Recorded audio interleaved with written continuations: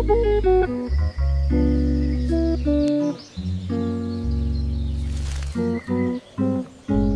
दोस्तों, आज हम एक ऐसे अद्भुत पौधे के बारे में बात करने जा रहे हैं जिसे स्वर्ग का फूल भी कहा जाता है और आमतौर पर उसे हम पारिजात और हार श्रृंगार के नाम से भी जानते हैं। इस पौधे के सफ़ेद सुंदर फूल आप अक्सर ज़मीन पर बिखरे हुए देख सकते हैं और इन फूलों की महक से आसपास का सारा वातावरण बहुत ही सकारात्मक हो जाता है।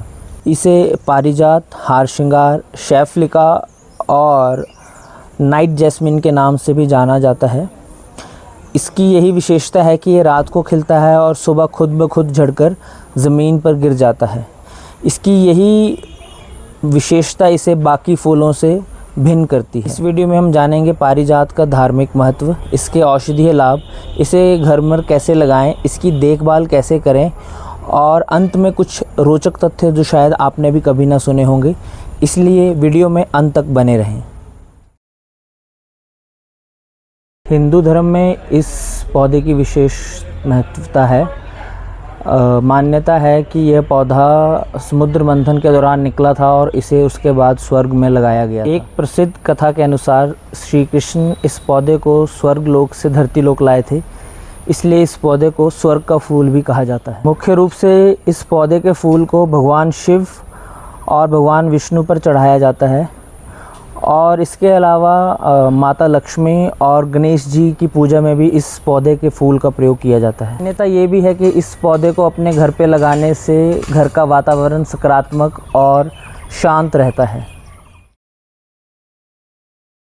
इस पौधे के पत्ते, फूल और छाल का प्रयोग बहुत सारे उपचारों में प्रयोग किया जाता है। इस पौधे का उपयोग मुख्यतः जोड़ों के दर्द के लिए, बुखार की रोकथाम के लिए, रोग प्रतिरोधक क्षमता को बढ़ाने के लिए तथा पाचन शक्ति को बढ़ाने के लिए किया जाता है।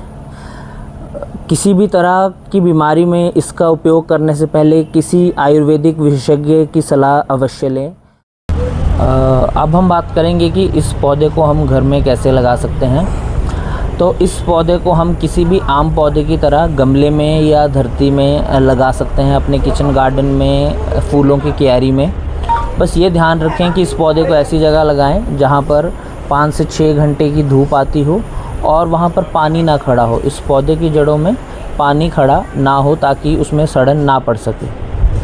अब हम बात करेंगे कि घर में इस पौधे की हम देखभाल कैसे कर सकते हैं।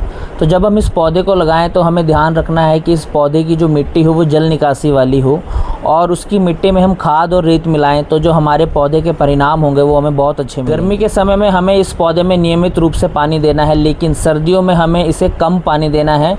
जब ज़रूरत होगी तभी हमें इसे पानी प्रोवाइड करना है। 30 से 45 दिन में हमें इसे जैविक खाद देनी है ताकि पौधा स्वस्थ बना रहे। यदि हम इसे नियमित रूप से जैविक खाद देते रहेंगे तो इसमें जो फूल हैं वो अच्छी संख्या में आएंगे और हमारे पौधे के जो परिणाम हैं वो हमें बहुत अच्छे मिलेंगे। अंत में हमें इसकी जो सूखी शाखाएं होंगी उनकी समय समय पर छंटाई करती रहनी चाहिए ताकि नई शाखाएं आती रहें और पौधा हरा भरा बना रहे। अब बात करेंगे हम कुछ रोचक तथ्यों की।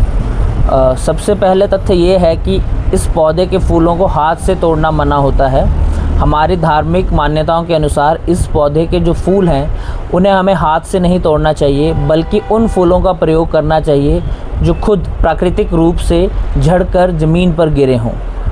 इस पौधे को उदास पेड़ के नाम से भी जाना जाता है क्योंकि जब दिन में इस पर सूर्य की रोशनी और गर्मी पड़ती है तो इसके फूल और पौधे कुछ मुरझा से जाते हैं, जिस कारण से इसे ये नाम मिला है। एक और तथ्य ये है कि इस पौधे में फूल केवल रात में खिलते हैं और जैसे ही सूर्योदय होता है वो फूल झड़कर नीचे गिर जाते हैं और उन गिरे हुए फूलों का ही प्रयोग भगवान की पूजा में, आराधना में किया जाता है और अन्य किसी प्रयोग में भी उन्हीं फूलों को लाया जाता है जो नीचे गिरे होते हैं। पौधे को स्वार्थ रहित पौधा भी कहा जाता है क्योंकि ये अपने खिले हुए फूल सुबह सुबह इसलिए गिरा देता है ताकि अन्य लोग उसे प्रयोग में ला सकें।